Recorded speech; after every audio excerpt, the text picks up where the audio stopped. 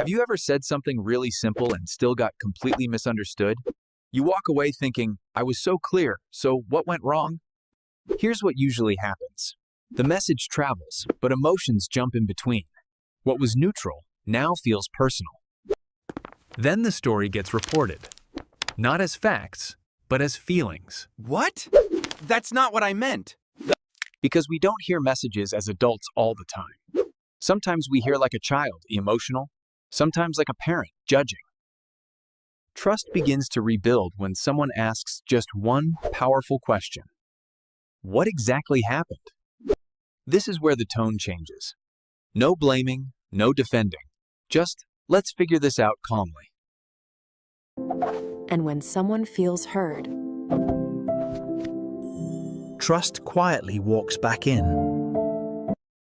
Because clarity doesn't fight conflict. Clarity replaces it. We trust people not because they're perfect,